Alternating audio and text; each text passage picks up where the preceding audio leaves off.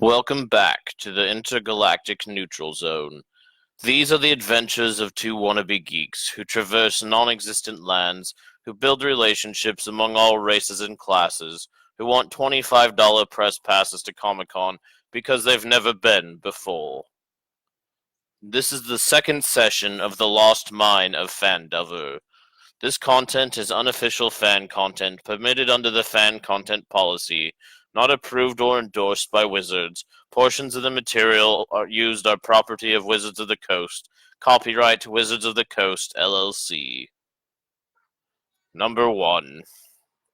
As our three adventurers are looting the Bugbear's chamber, two Dragonborn are wandering the woods, for some reason, when they happen across some freshly slain goblins outside the mouth of a cave, and decide to investigate. Number 3. As they run into the chained-up wolves, who become agitated, the wolves break free and attack. The Dragonborn slay the wolves, mostly because of Rogar. They make contact with a group in the upper chamber and climb up the chute. Rogar takes one attempt, Balasar takes only 5, and proceed to get acquainted. Number 4. The main passage from the cave mouth climbs steeply upward, the stream plunging and splashing down its western side. In the shadows, a side passage leads west across the other side of the stream. Whilst making merry in their vices, two goblins walk into the chamber, who stand there momentarily stunned by what they see. Rogar lets loose his fiery breath, killing one while scalding the other, who takes off down the tunnel. Our heroes give chase.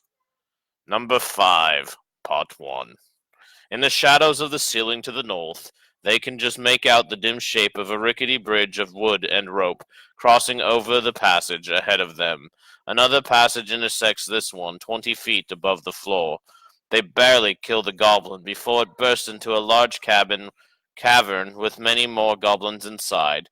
They peep into the cavern and see a waterfall cascading into a small artificial lake. The water rolls over the barrier down a tunnel out of the mouth of the cave where their adventurers entered. Maybe 8 goblins are gathered there near the barrier, holding the water back, playing some game. A log is suspended in the air, held up by a rope.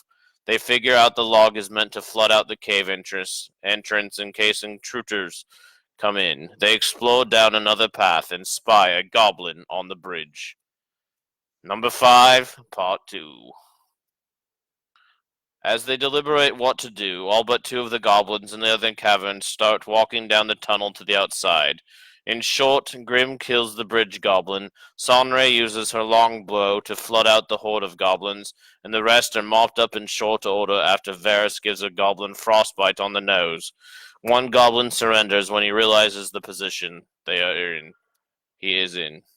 Number 6. This large cave is divided in half by a 10-foot-high escarpment. A steep natural staircase leads from the lower portion to the upper edge. The air is hazy with the smoke of a cooking fire and pungent from the smell of poorly cured hides and unwashed goblins. They discover Silas Hallwinter, Gundren Rockseeker's travel companion, who tells them Gundren was carried off to some place called Cragmaw Castle earlier that day on the orders of someone called the Black Spider. He also tells them about the Phandelver Pact in Wave Echo Cave. Up until next time. Thanks for watching this second session video. If you would be so kind, please consider donating to my Patreon account by clicking on the link, by visiting patreon.com/intergalacticneutralzone and subscribing to my YouTube channel. Until next time, bye.